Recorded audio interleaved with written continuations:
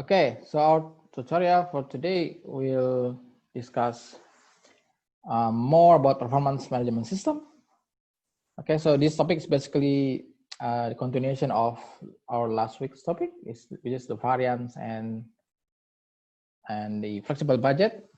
Okay, so as we have discussed that the variance have some limitations. Okay, so because the variance is too broad in the formula and then rely more on historical information. Okay, and if the CEO or the board of directors use the variance as or the budget as part of the performance management system, they may have some adverse behaviors. Okay, so we will have some budget gaming behaviors and some of shifting of expenses and revenues through several periods. Okay, just to make up their performance. Okay, so this performance management system is one solution to address that kind of limitation of in the budget system.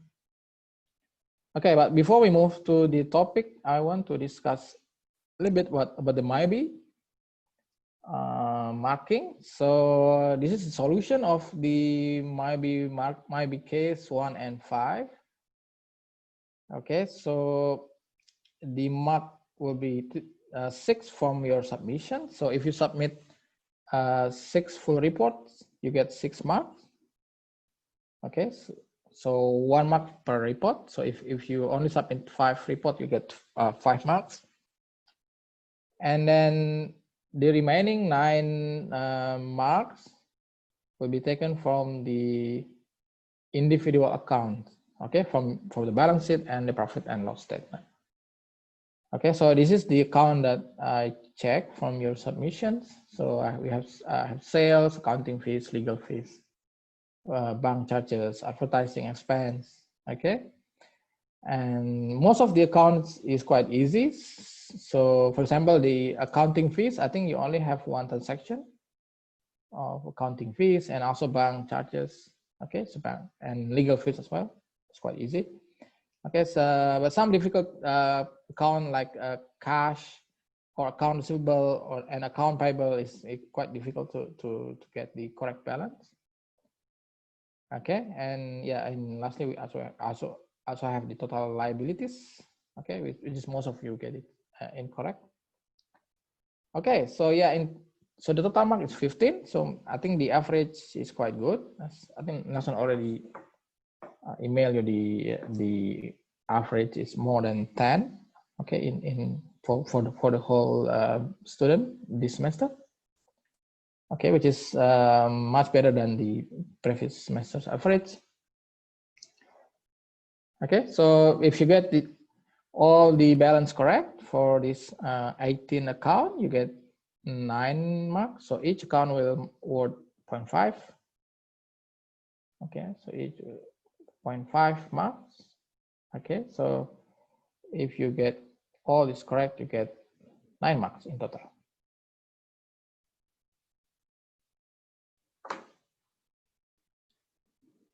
Okay, any comment or question about your MIBI?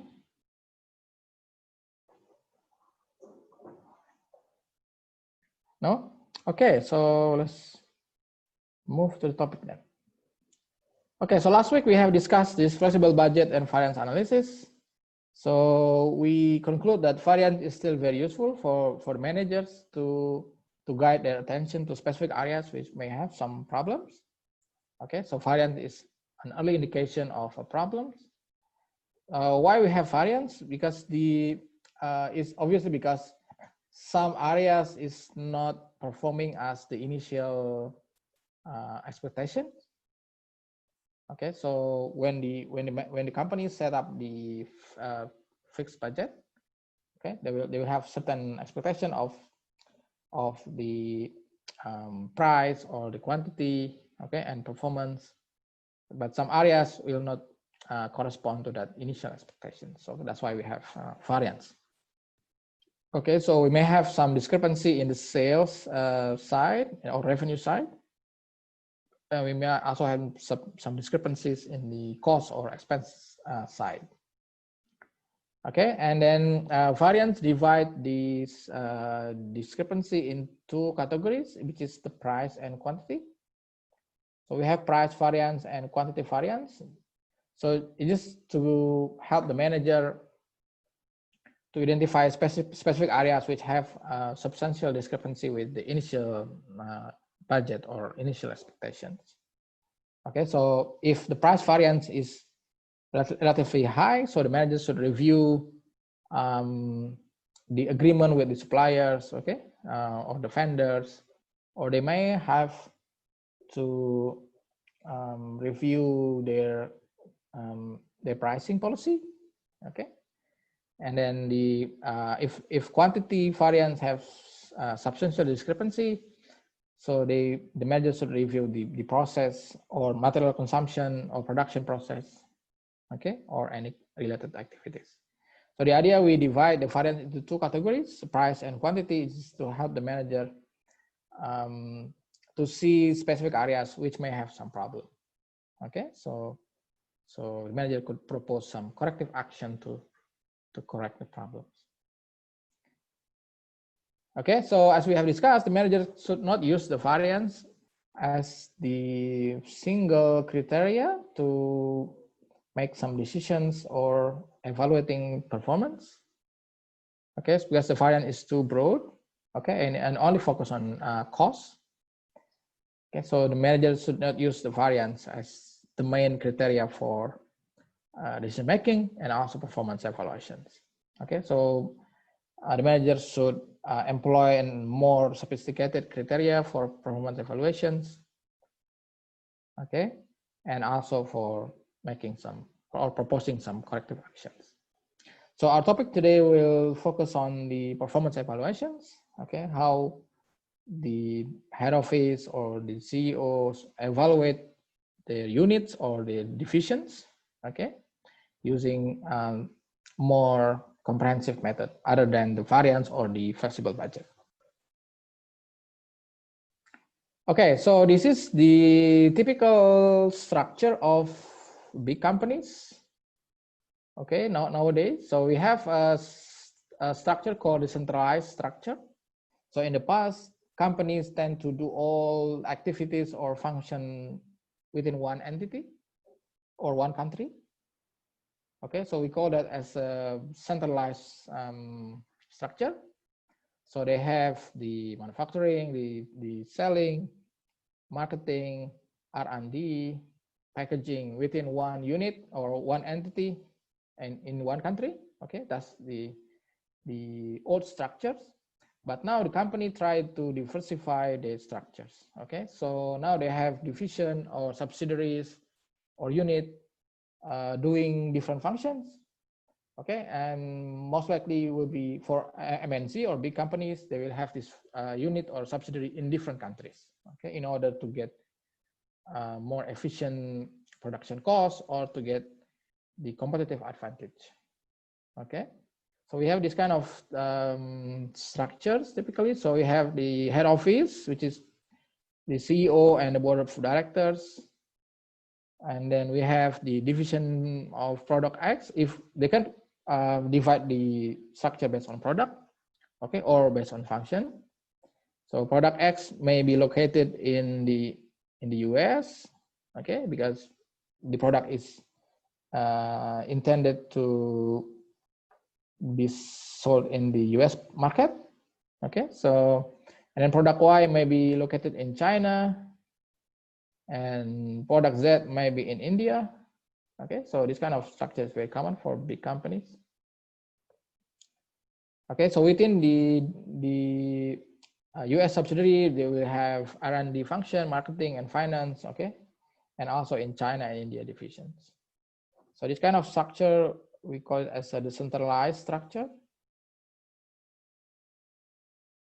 Okay. So basically, the idea of this decentralized structure is the CEO and the board of directors is giving the head of division sufficient authority to allocate resources and also to make some important decision making, okay, related to their division. Okay, so this kind of structure is very common. So the centralized structure. Okay, so each of head of division in division X, Y, and Z have sufficient authority to make any important decisions related to their divisions, and also they have specific resources. They have specific budget allocated to them. Okay. Now the main problem of this kind of structure is how to evaluate the performance of each division. Okay, so we focus on performance evaluations. Okay, of division X, Y, and Z.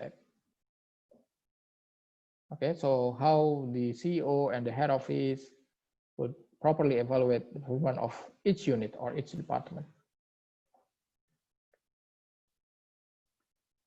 Okay, so one method that could be used to evaluate the performance of individual units or division is a method called responsibility accounting. Okay, because the CEO and the board of directors already given the managers or the head of division sufficient authority to allocate resources, okay, to expend some resources or to generate some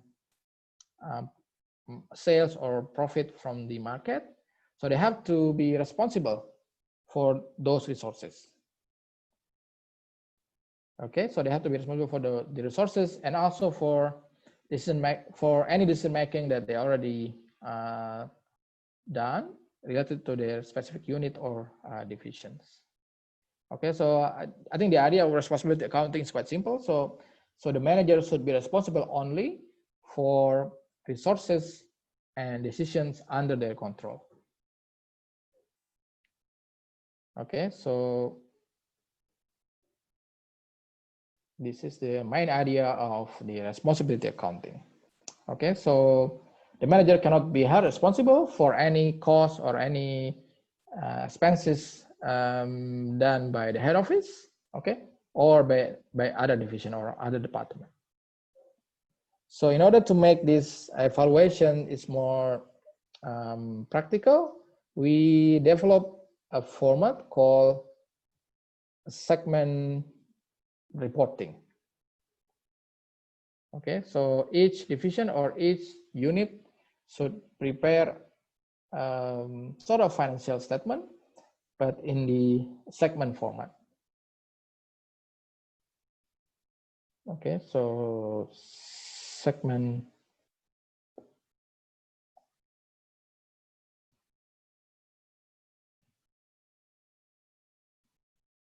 Okay, so segment report. So we use this segment report as the main format of the responsibility accounting.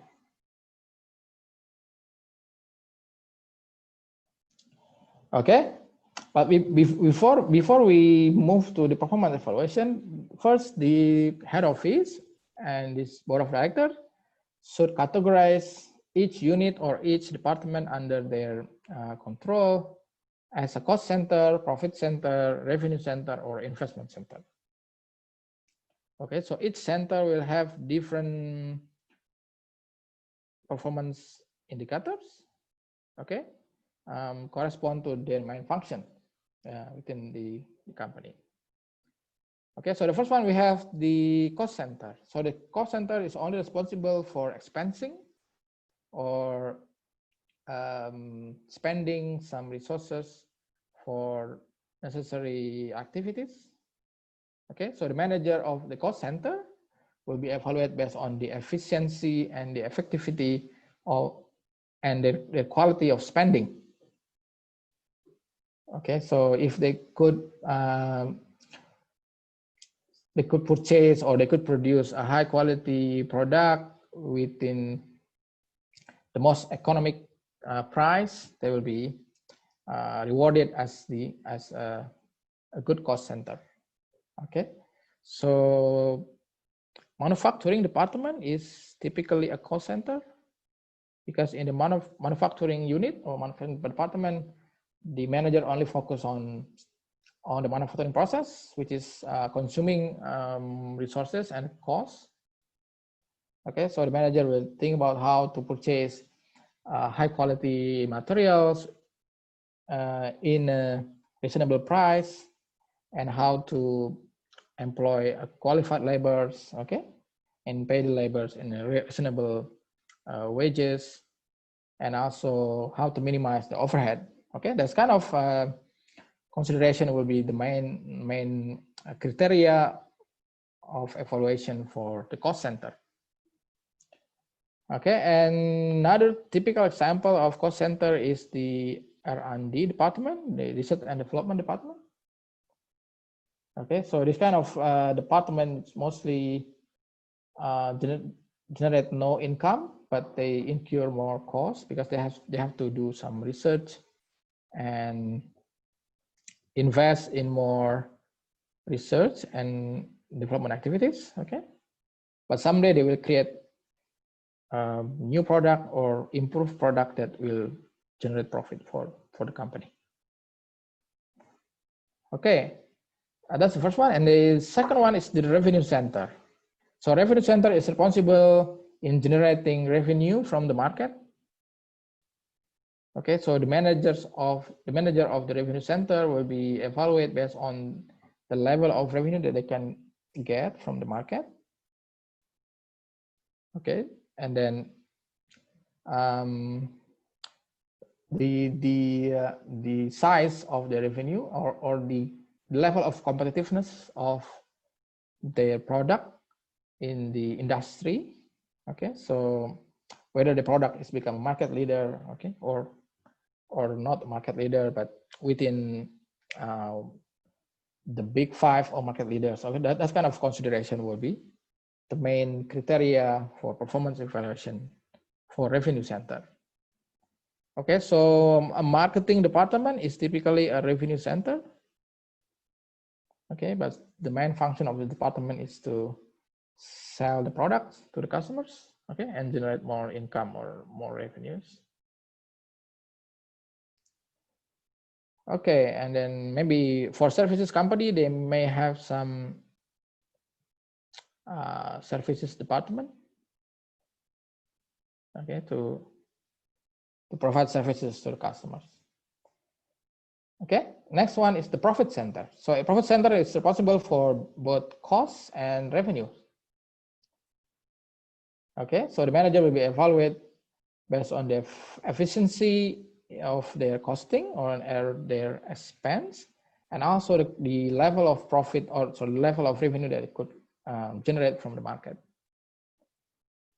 Okay, so typically a subsidiary will have this kind of function.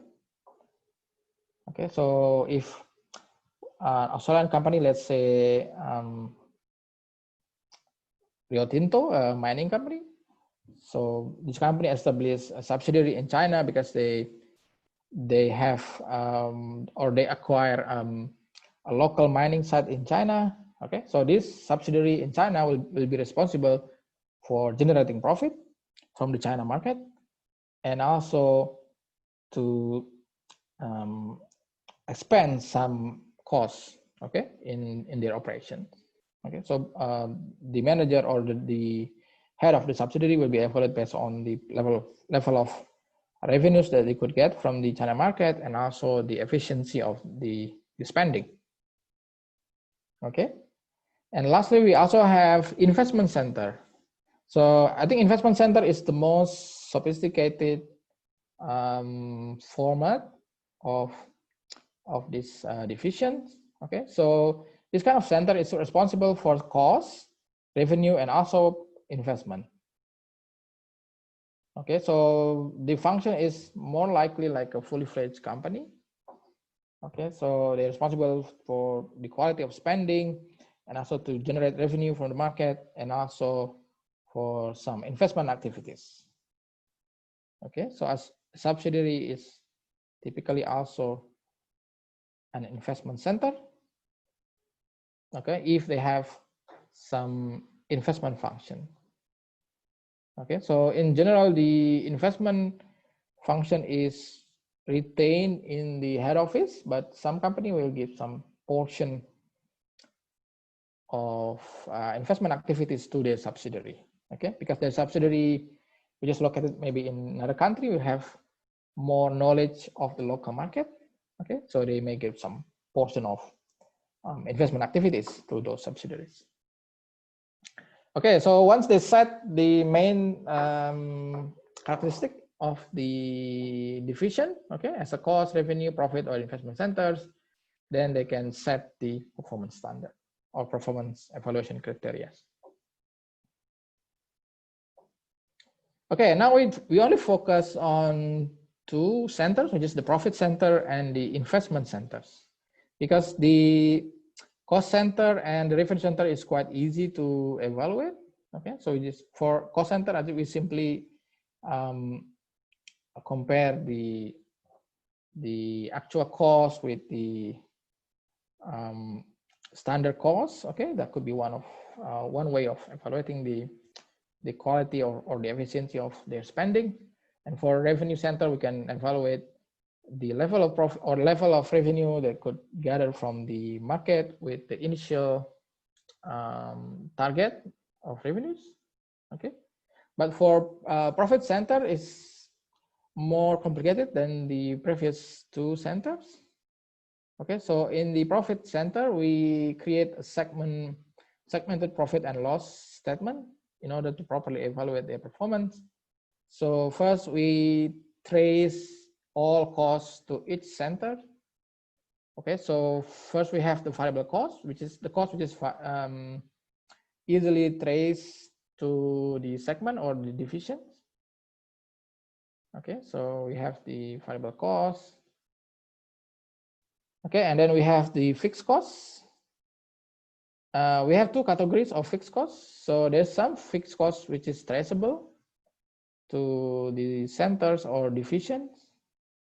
Okay, so this kind of fixed costs, for example, the salary of the head of division, okay, the usage of specific machine or specific equipment for specific divisions, that will be traceable. Okay, so we have the traceable fixed costs. And lastly, we have a certain type of fixed cost which is not traceable to the division or department, because the benefit of this cost is enjoyed by more than one division or more than one unit. Okay, so this kind of cost should be taken into account at the company level, not at the division level.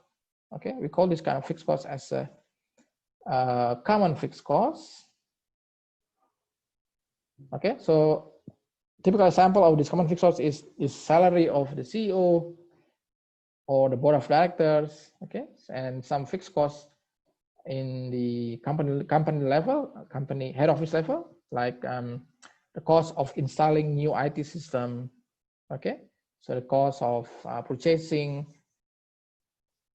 equipment or machine, which is provide more benefit to the units, not only for one individual unit.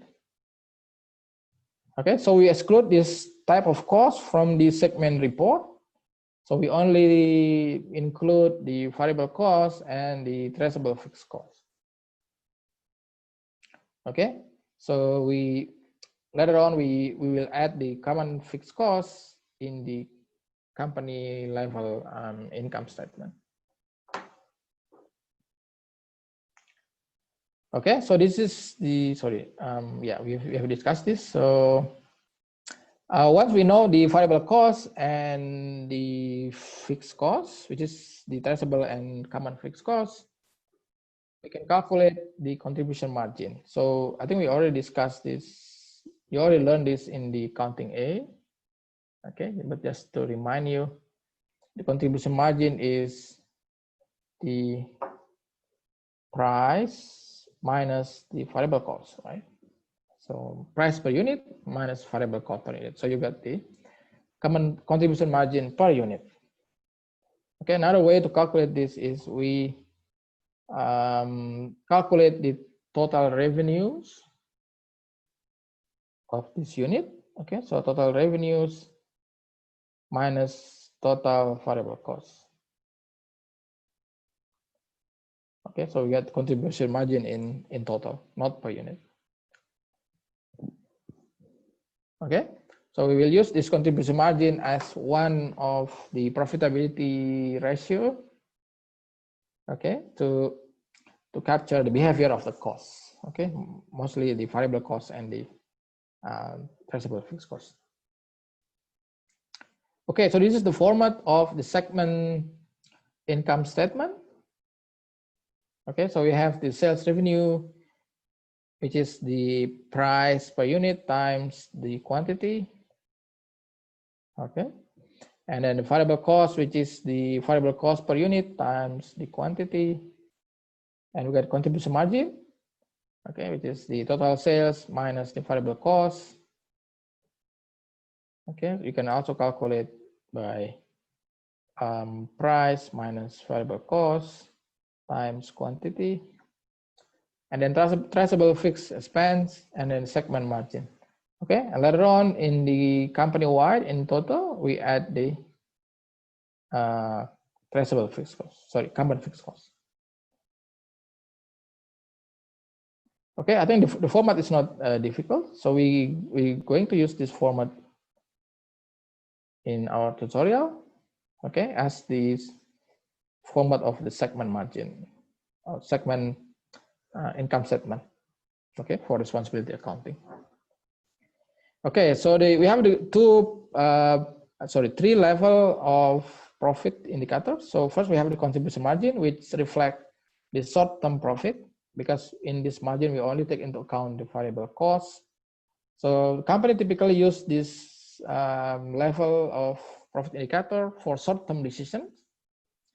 Okay, so for example, if the company want to add advertising expenses, okay, or they want to create new marketing strategy, okay, they will consider, or they will use the contribution margin as the main indicators.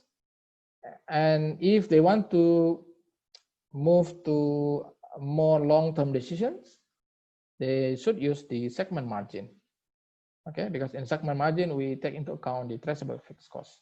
Okay, so for example, if the company want to add more factories, or they want to produce new products, okay, or discontinue existing products, they should use the segment margin. Okay, so that's why we have two level of profit indicators. Okay, so this is the format, and then next is the performance evaluation for investment centers.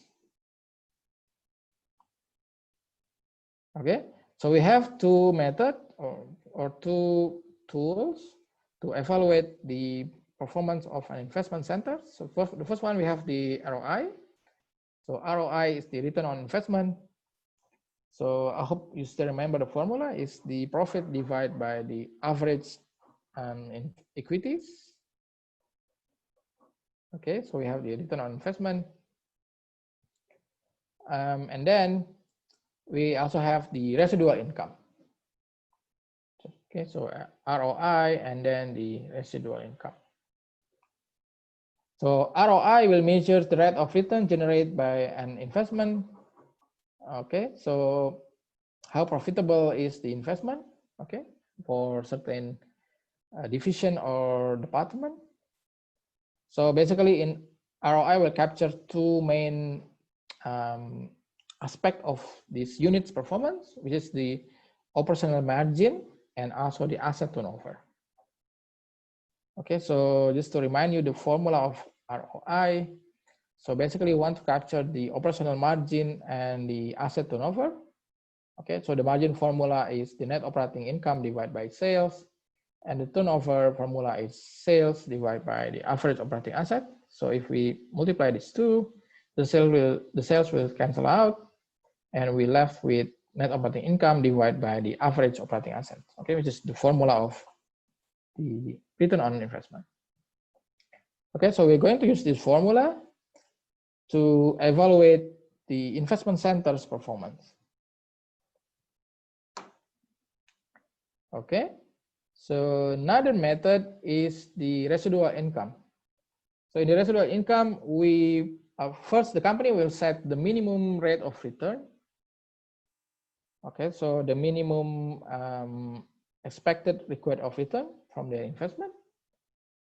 Okay, so this kind of certain percentage of their investment, and then they will calculate the minimum income using this minimum rate of return and deduct this income from the net operating income of the unit. Okay, so if we get a positive residual income, it means the company's performance is exceeding the minimum performance expected by the head office. Okay, which is good performance. But if we get a negative residual income, it means the company is performing below the minimum standard set by the head office, okay, which is not good. Okay, so we should expect a positive residual income, okay, for each business or each division. Okay, so when we use the ROI and when we use the residual income. Okay, so in general, ROI is very useful for comparative purpose. Okay, so for comparative purpose, so if the company have several investment centers and the CEO want to evaluate which investment center is performing the best, okay, so the company could use the ROI, okay, to evaluate the performance, okay, because ROI is less sensitive to the size of each individual unit or department. Okay, but if the company want to evaluate one investment center over several period of times, okay, like historical performance evaluation, they better use the residual income. Okay, so residual income is not for comparative purpose, but more on historical performance evaluation. Okay, so historical analysis.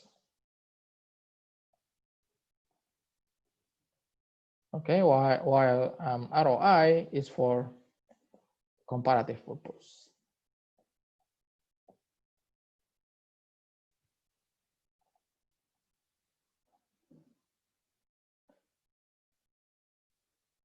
Okay, so that's is the rule of thumb of using ROI and the residual income. Okay, so lastly, the benefit and limitation of using this kind of system. So by decentralizing the authority of the decision making and also the resources, the benefit of the system is providing more efficient problem solving. Okay, because the manager have the authority to make any decisions related to their unit. So any problem appear in this individual unit will be solved by the manager. So the CEO will have less involvement in any specific problems within the unit or the department. Okay, so the problem solving will be more effective, okay, and efficient, and then eliminate routine decision making. Okay, now the CEO could focus on more strategic vision of the company. Okay, instead of day-to-day activity of each individual unit or department. Okay, and providing more job satisfaction for employee and the managers, and then providing more on-the-job training. Okay, and lastly, timeliness. So the timeliness is improved because the manager has sufficient authority to make any decisions, which is they respond more quickly to problems and to any other issue related to their department. Okay, the limitation is this risk. The manager will have a lack of company-wide focus. They will tend to focus on their own unit or their own department. Okay, so the CEO should always remind the manager to have more wider horizon. Okay, so to take into account also the company-wide objectives. There's a problem with not adequate training. Okay, because the employee will only focus on specific job or specific function within their department. There could be lack of coordination and communication between unit or department. Minimum knowledge sharing across different unit or department, and there's a risk of duplicative efforts and costs. Okay, so if one or two unit doing the same function, the company will have some duplicative activity which is costly to the company. So the CEO and the director should try to eliminate this kind of duplicative function or activities. Okay, so each unit or each department should be unique, doing specific function or specific job related to the company's objectives. Okay, so this is the benefit and the limitation of the decentralized functions. Any comment or question before we move to the homework? No?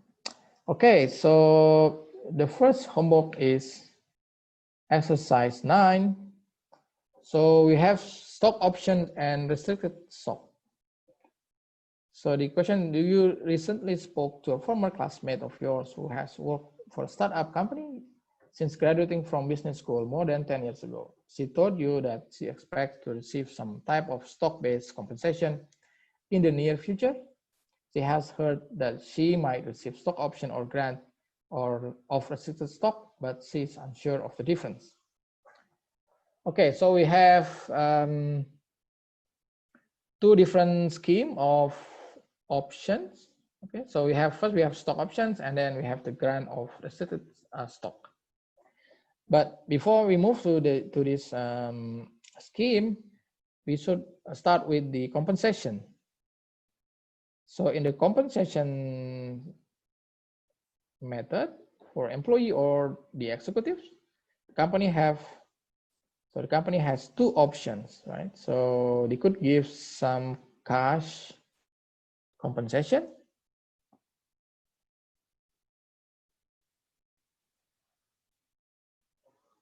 okay, so providing salaries or allowance or any other cash compensation to the employee or the executives.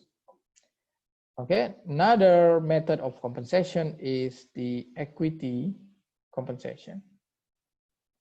Okay, so giving the employee or the manager or the executive the company shares, okay, as part of their compensation.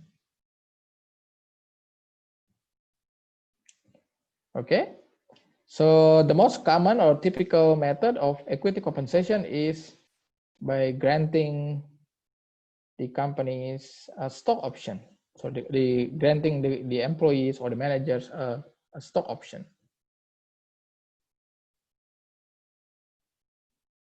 Okay, so or share option.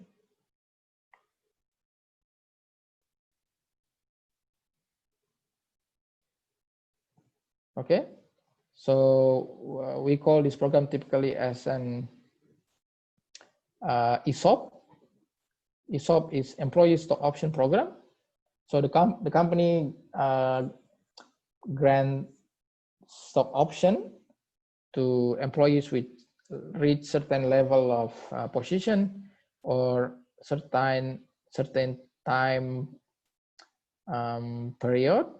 Okay, so if the company, if the employee have been working for the company for certain years, they're eligible for these stock option programs. Okay, so we have the ESOP and we also have the MSOP, which is the management stock option programs. Okay, these two is very common.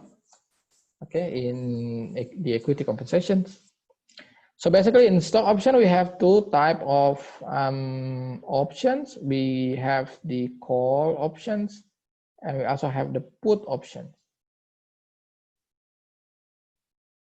Okay, so in call option, basically the holder of this option is eligible to sell the stock, the share or stock within certain price and certain time limit. Okay, oh sorry, that would be the the put option.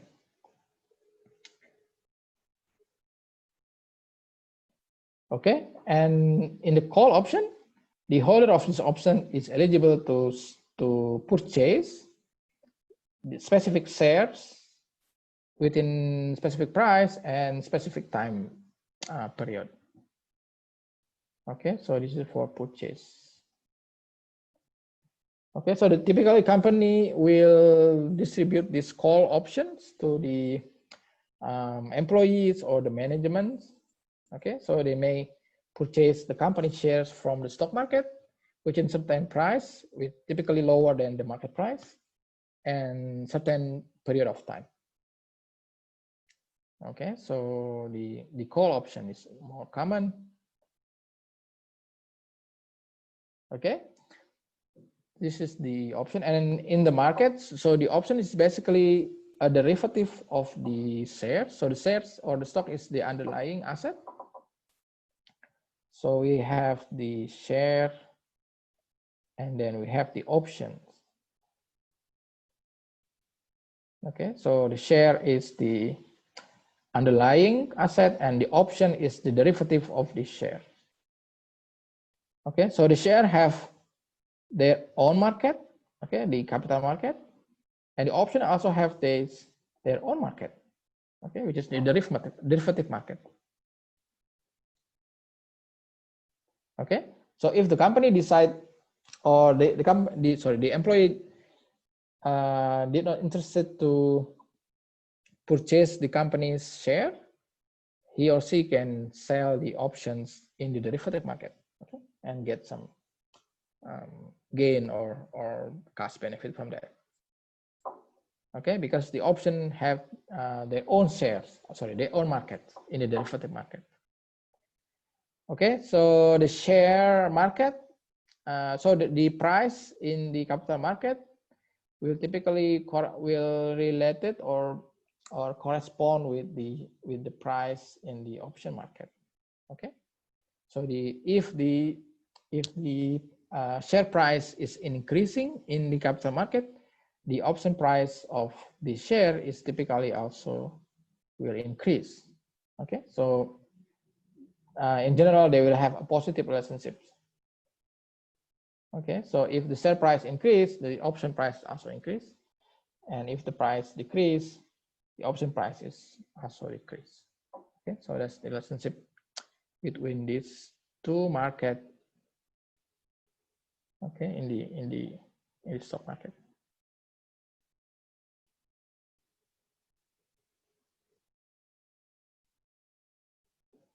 Okay, so if the company, the employee decide to exercise the option, they can purchase the shares in the capital market using the price mentioned in the options. Okay, which is typically cheaper than the market price. So the employee have the benefit or the gain, the margin between the option price and the market price. But if the employee decide to sell the options, he or she can sell the option in the derivative market and get some cash benefit from there. Okay, so there's two options for the employee. They could exercise the shares and purchase they could exercise the option and purchase the shares. Another method is they can easily sell the options in the derivative market. Okay, another method is the grant of restricted stock. So in this method, the company is simply granting their stock to their employees or the management, okay, under certain restrictions or certain conditions. Okay, so for example, if the employee has been working for certain years, and then the employee grant their stock to these employees as part of the compensation scheme. Okay. So in reality, stock option is more common than the grant of restricted stock. Okay, and yeah, stock option is more liquid, so it's more easy for the employees to exercise the option and also get some benefit from this kind of scheme okay, compared to the grant of stock. Okay, any comment or questions on exercise 9?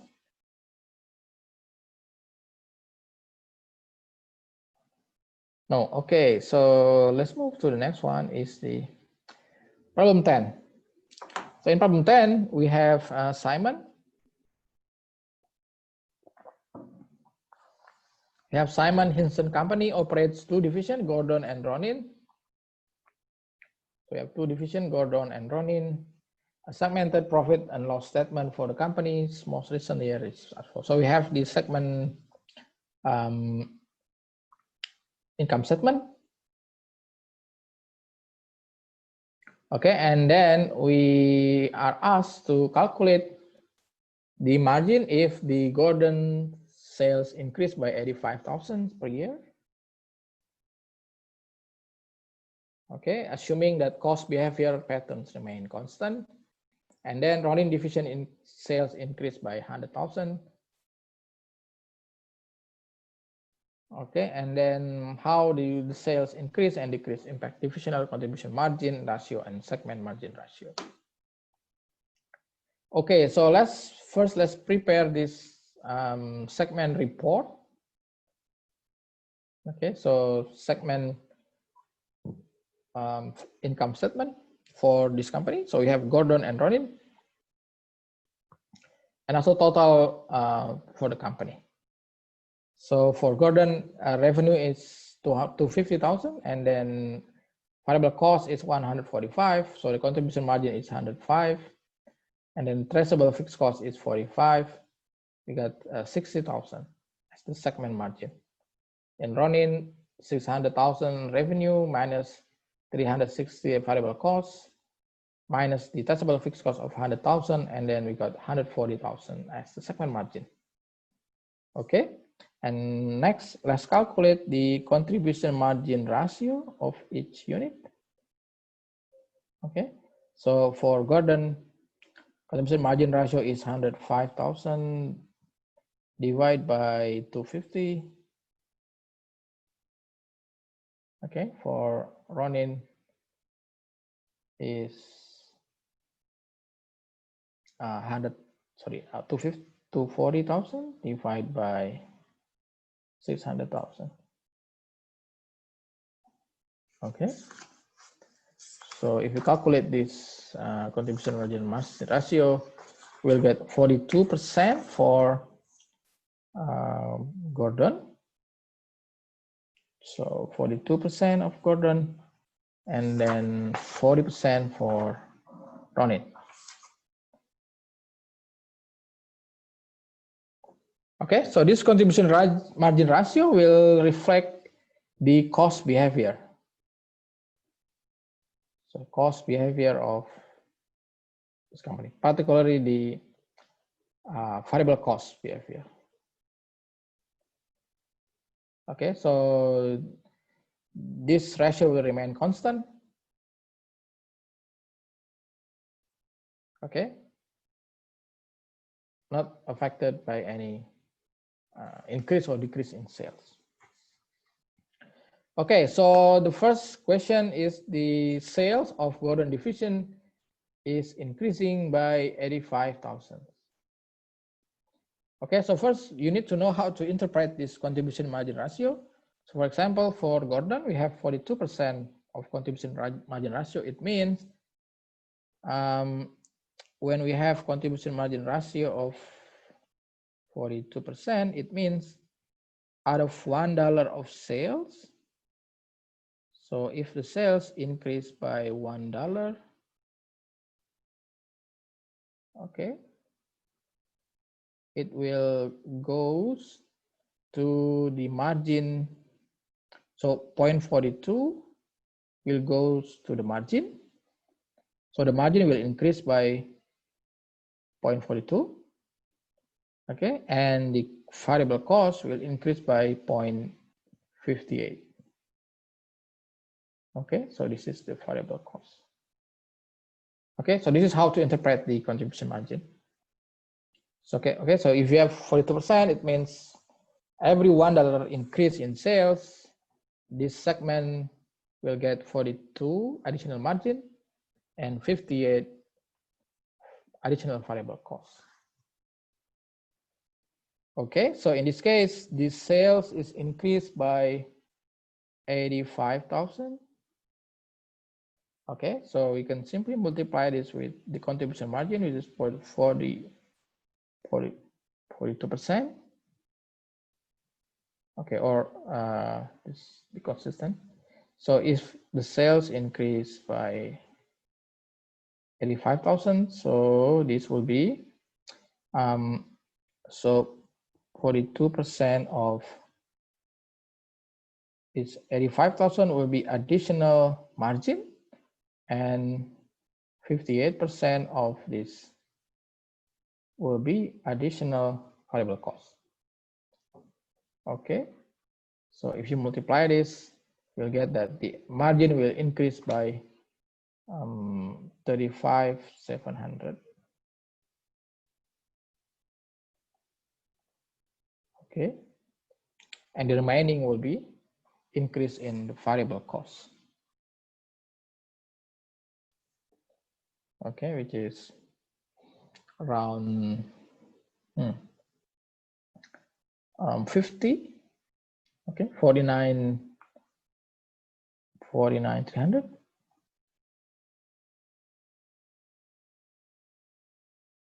Okay, so this 49,300 will be the additional variable cost.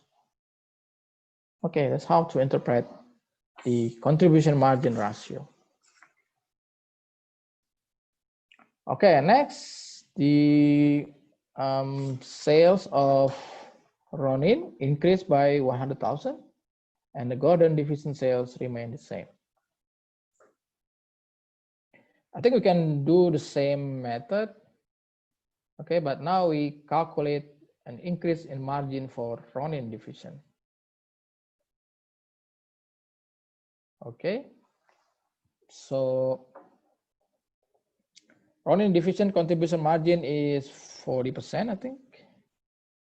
Yeah, 40%. Okay, so 40% contribution margin multiplied by increase in sales is 100,000.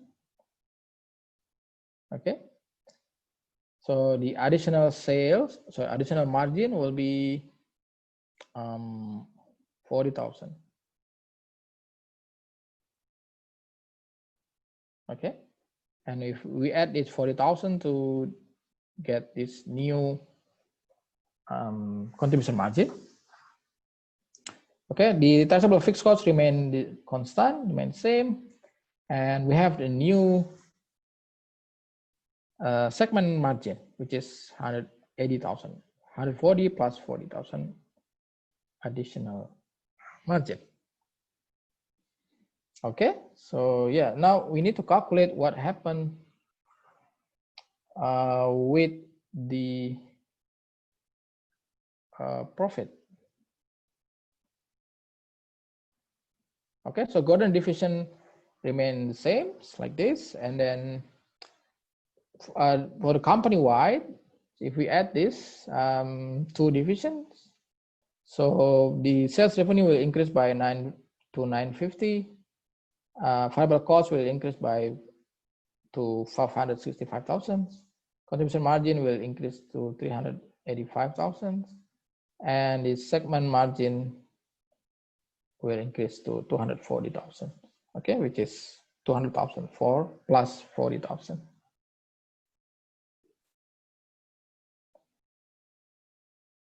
Okay, so that's the effect to the net profit.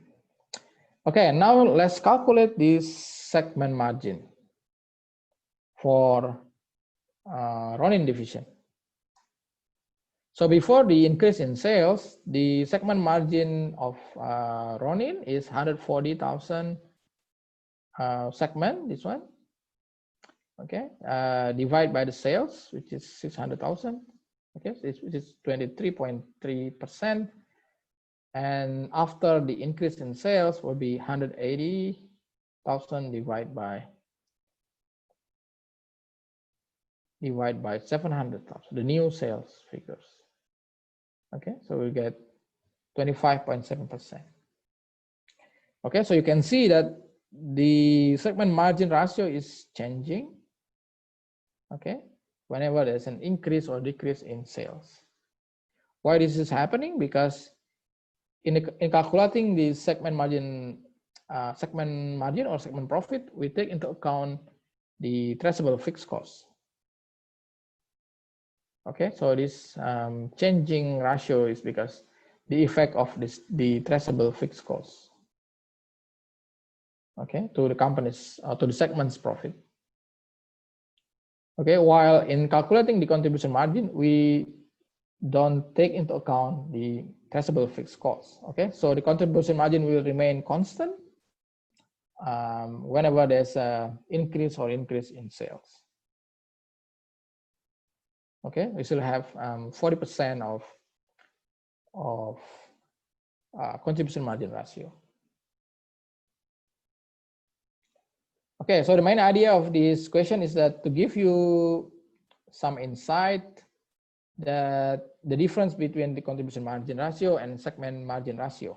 Okay, so the segment contribution margin ratio captures the behavior of the variable cost. Okay, so this ratio will remain constant, doesn't affected by a fluctuation in sales. Okay, but the segment profit ratio or segment margin ratio take into account the traceable fixed cost behavior. Okay, so this ratio will be affected by any increase or decrease in sales. Okay, because the effect of the traceable fixed cost is changing whenever there's an increase or decrease in sales. Okay, so that's the main difference of contribution margin and segment margin. Okay, any comment or questions on problem 10?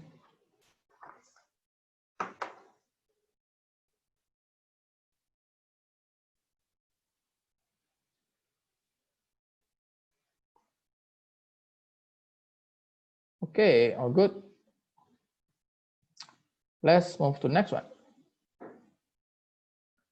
The next one is problem 11.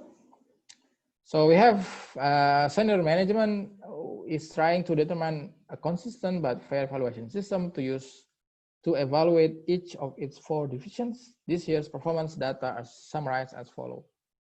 Okay, so we have 4 divisions within this company. Okay, and we have the summary of their operating profit, operating asset, and current liabilities.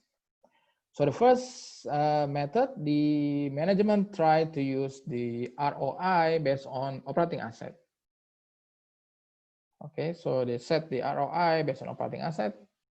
And next, they use the ROI based on the operating asset minus the current liabilities, which is the net operating asset. Okay, so net operating asset.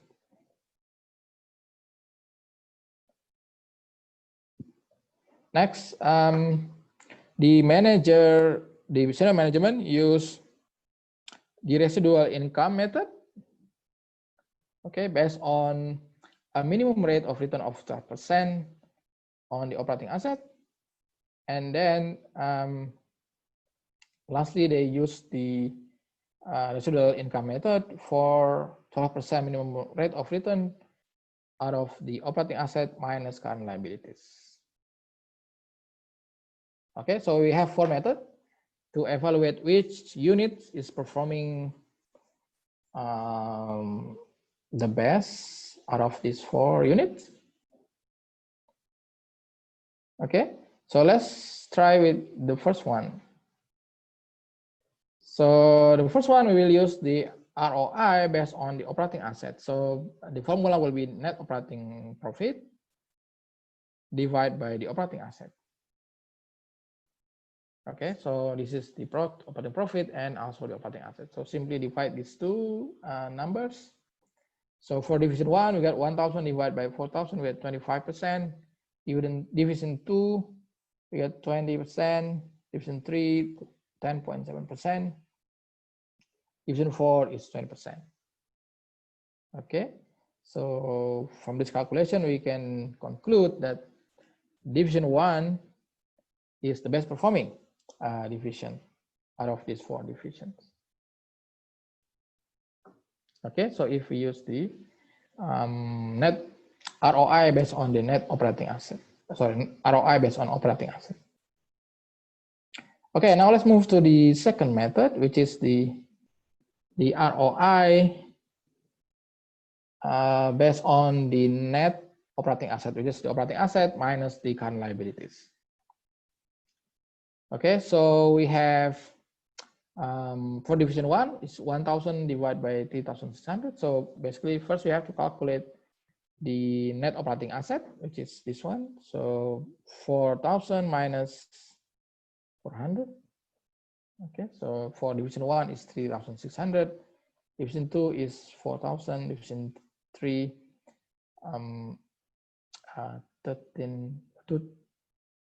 12,600. Okay, and division 4 is 7,800. Okay, so after that, just divide the operating income by these numbers. Okay, the net operating asset. Okay, for division 1, we got 27.8%. Division 2, we got 30%. Division 3, 12.7%. Division 4, 20.5%. Okay, so we can conclude that division 2 is the best performing division. Okay. Okay, that's the second method. And the next one, the company want to use the residual income. Okay, so they set the minimum rate of return of 12%. Okay, out of the operating asset. So we multiply this 12% with operating asset, and then take the difference between this number with the operating profit. Okay, so for division 1, we got 520. Division 2, we got 480. Division 3, we got minus 200. Division 4, we got 640. Okay, so using this method, we can conclude that division 4 is the best performing.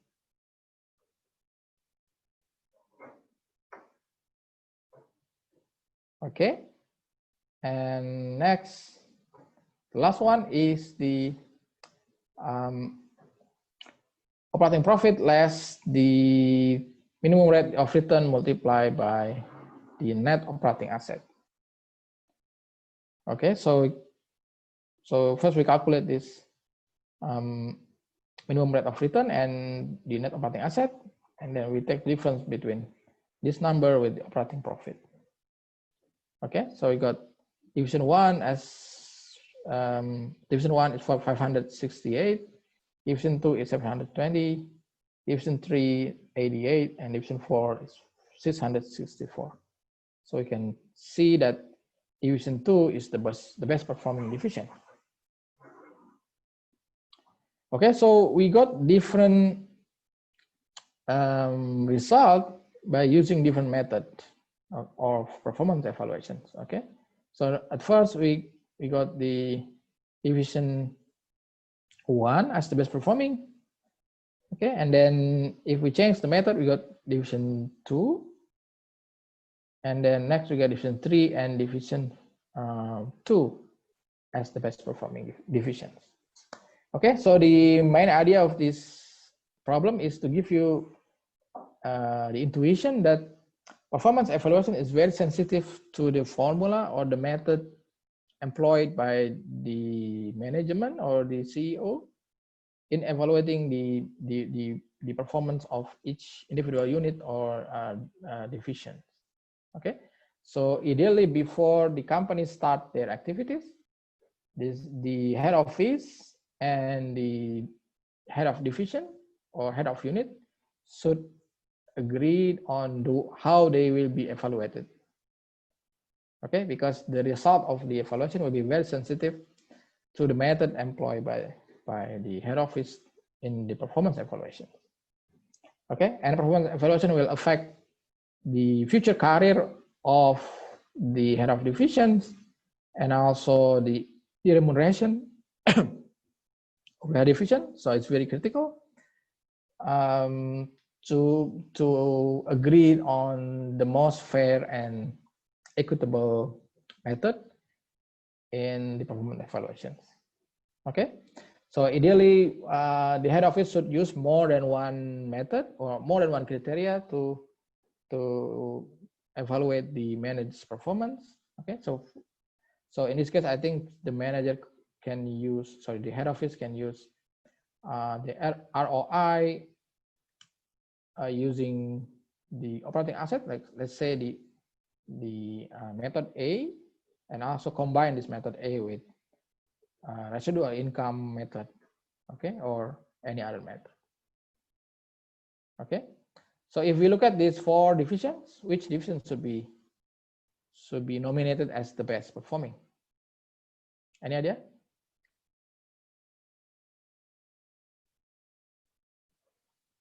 So if you were the CEO, so which division that will be selected as the best performing?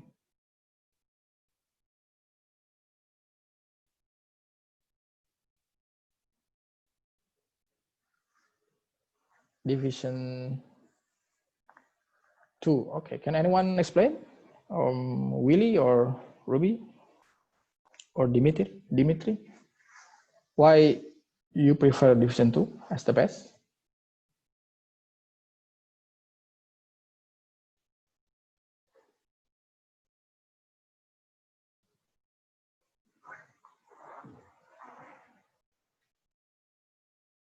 Anyone? No?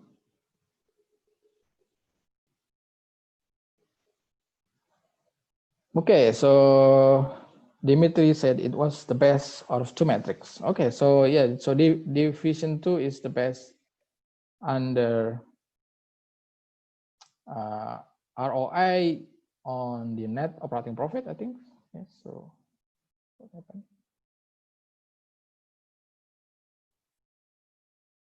Okay, so this one, yeah, so the best under criteria B, and it's also the best under criteria D. Okay, I think that's, yeah, this makes sense. So it means that if the head office comparing division 2 in more comparative purpose, in more comparative method, division 2 is performing the best, right? And if they change the method into more has historical growth or historical trend of their performance, okay, which is reflected in the residual income, they also perform the best. So yeah, I think I'm agree with you. I think division 2 should be selected as the best performing division, okay, using these criteria.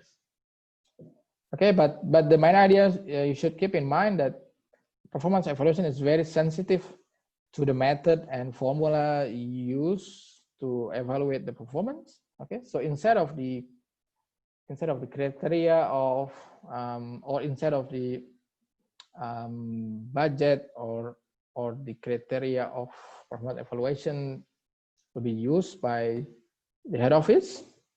Okay, the head office and the head of division or the manager should make an agreement on how this formula will be employed in evaluating their performance. Okay, and head office should employ more than one ideally, so they should employ more sophisticated method to evaluate the manager's performance.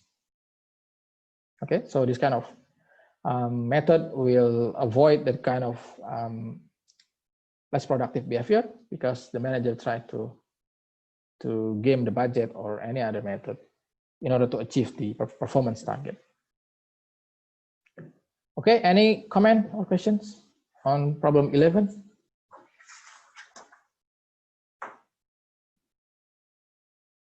No? Okay, so The next one is the class discussion. So the question is discuss the balance scorecard and the advantage it may provide in performance management above and beyond using only the traditional financial statement. Okay, if there are this advantage, why has not been widely adopted? Okay, so balance scorecard is one way or one method to address the limitation of budget. Okay, in performance evaluations. Okay, so as we have discussed, that the company should go beyond the budget in the performance evaluations, because if they only focus on the budget, we will see some adverse behaviors of the managers, right? So traditionally, the company only focus on financial perspective of their performance. Okay, so they only care about the profit, the sales, return on asset, return on equities. Okay, in evaluating the manager's performance. Okay, and this balance scorecard tried to incorporate another method or another perspective into the performance evaluation. So they propose 3 additional perspectives, okay, to the performance evaluation process. So first, they propose the company should incorporate the customer perspective. So how customers sees the company performance, and then they should incorporate the learning and growth perspective. So whether the company provides sufficient investment for learning and growth of their employees. Okay, and then the internal process perspective. Okay, whether there's a continuous improvement in the internal process of this company. So by incorporating more perspectives, so we have four perspectives in balance. So the company could have more comprehensive perspective of their performance, quality performance, and they also could evaluate the managers or the units in more comprehensive mechanism. Okay, so this concept is invented, I think, in late 80s by 2 professors at Harvard Business School, which is Professor Kaplan and Norton. Okay, and nowadays the method is widely adopted in private sectors, but also in the government sectors. Okay, so government institutions also adopt this method to evaluate their performance. Okay, so this is a video of this balance scorecard concept. So if you're interested, you can click this link and you can see the video. We have discussed this limitation of only focusing on the financial perspective.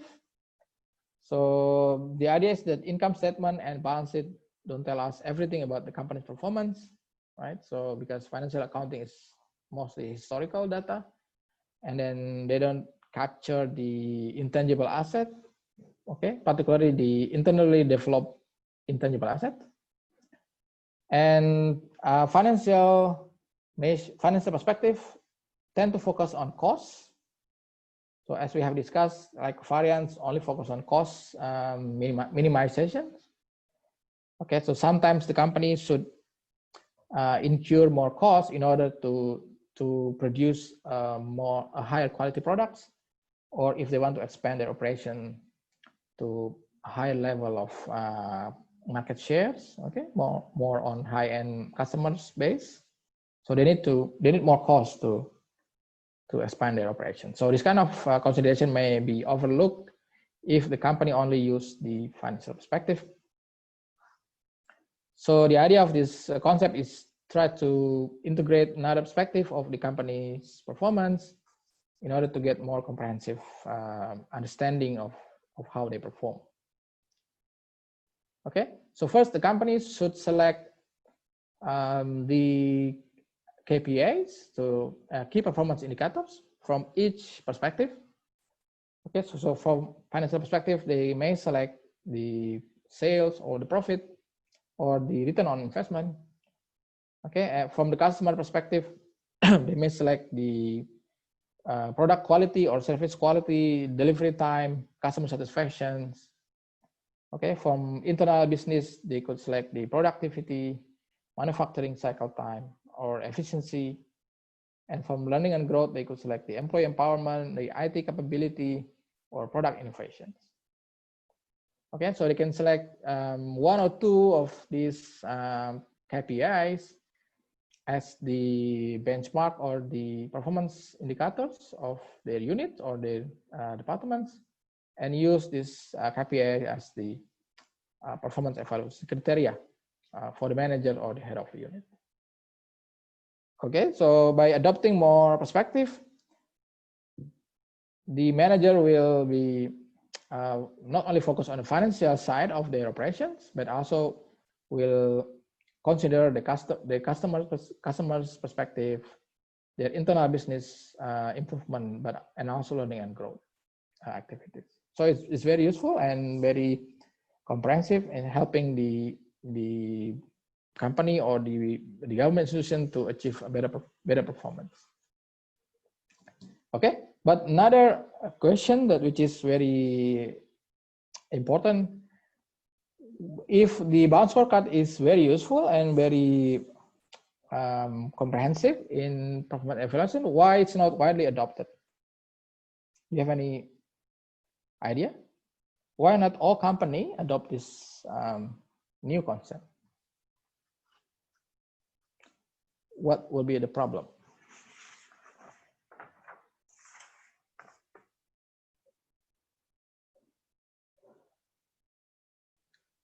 Any idea?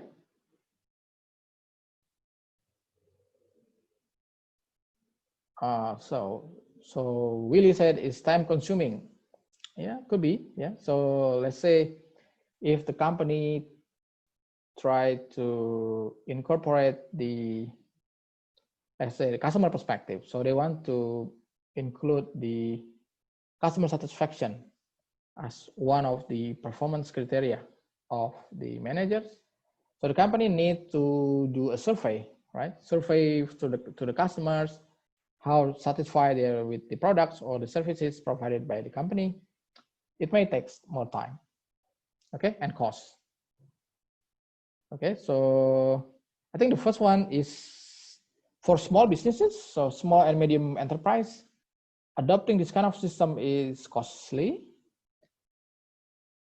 Okay, so it's adding more cost to their operation.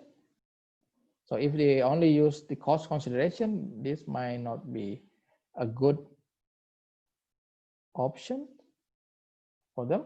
Okay, so if they have a cost constraint, so this kind of idea or this kind of new system may be not preferable for them. Okay, because it will add more cost, more operational costs for their business. Okay, so first it's costly, and I think I'm agree with Willie. Is sometimes time consuming, particularly if the company only have limited number of staffs or employees, which is they cannot hire more employees, you know, in order to prepare this surveys or to measure the productivity or efficiency. Okay, so sometimes time consuming. But one more thing I think is more important. In some studies, they document that after the company or the organization adopt the balanced scorecard system, their performance is actually increasing.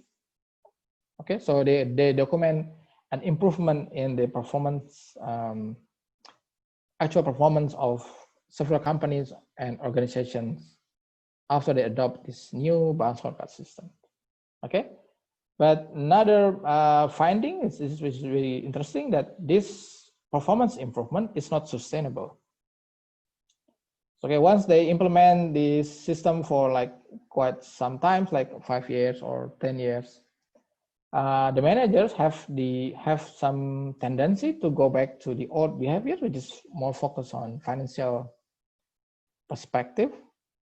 Okay, and again try to ignore or give less attention to the customer perspective, the internal business perspective, and learning and growth perspective. Okay, so this kind of behavior is difficult to manage. Okay, so there's an issue of how sustainable is this performance improvement. Okay, by adopting the balanced scorecard system. So this is one of the critical questions that oftenly raised when we discuss a new method of performance evaluation. So yes, we can expect an improvement in the performance after we adopt this new system, because we have a broader perspective of the performance. But to maintain this level of performance or to keep the improvement is a different method, or it is a different problems faced by the company. Okay, so most of the research find that the improvement is not sustainable. So in the long term, the behavior of the manager will go back to the old behaviors. Okay, so they will go back to the level of performance before they adopt this new system. Okay, so I think more research should be done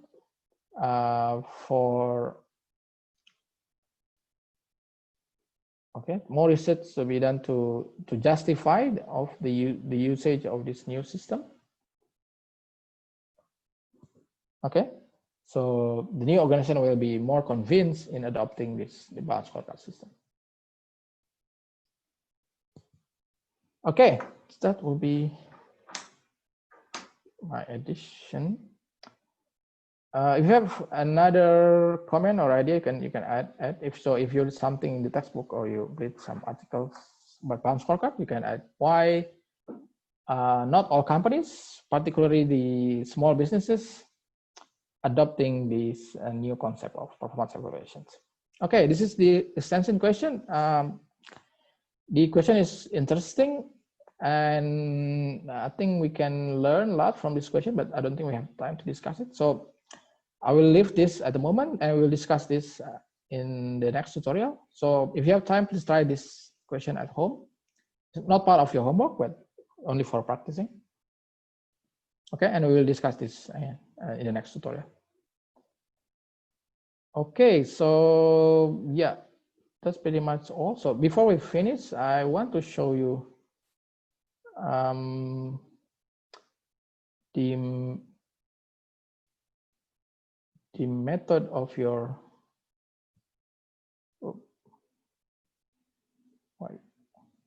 okay, so I want to show you your final exams method. So you will be using an online exam as you have done for accounting A.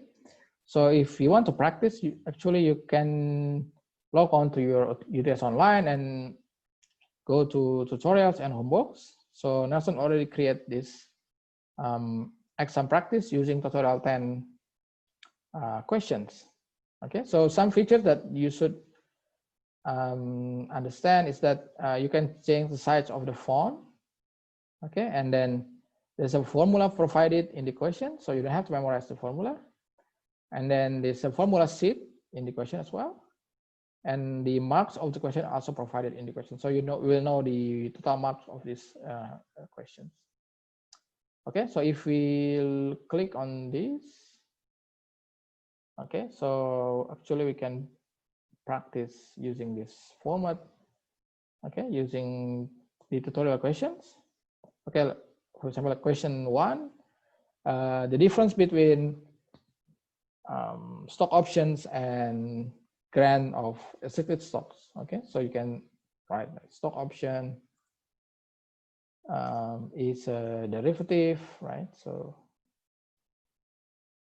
derivative of share, something like that. And then if you're happy, you can change the font if you want. And if you're happy, you can, it's automatically saved, but if you want to save it again, you can just click this save button. Okay, and then next is the Gordon and Ronin division questions. So you can see the formula in the question like this. Okay, so you don't have to memorize the formula. You can see the formula of contribution margin ratio, segment margin ratio, and ROI are there, so you can easily use it. If you want to make a table, you can click this table, right? So you can, yeah, you can choose the number of columns and rows. Okay, so insert. So, sorry, it's too small. Okay, but basically you can make something like this. Okay, and then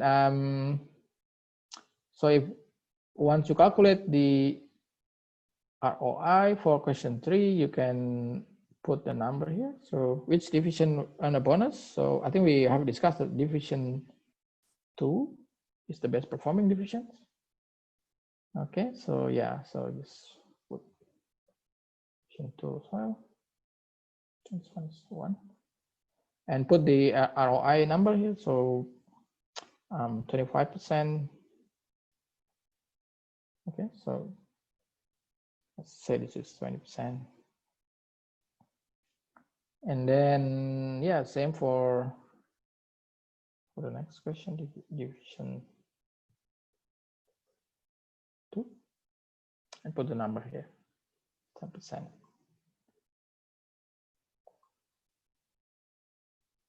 Okay, and then, yeah, so lastly, balance scorecard, you can say that balance scorecard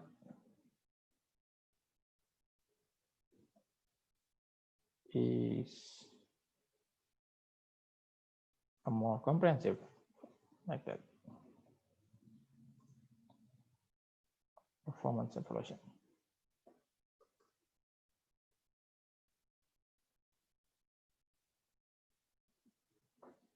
Okay, so once you're happy with your answers, just you can click save and submit. Okay, and done. So it's really important that you familiarize yourself with the features of this exam, because you only have 2 hours for the exam, and then you have so many questions to answer. So if you spend more time on finding the menu, or try to change the format of your answers, you'll be losing more time on this format instead of answering the questions. Okay, so please try this at home and get familiar with the format.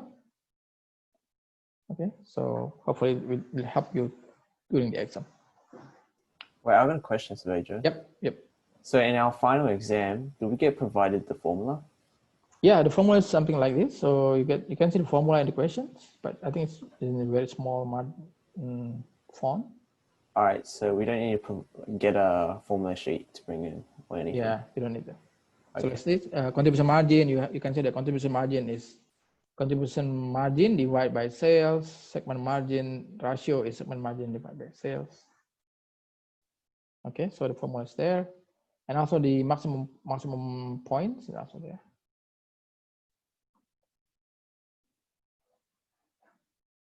Okay, any other comment or questions?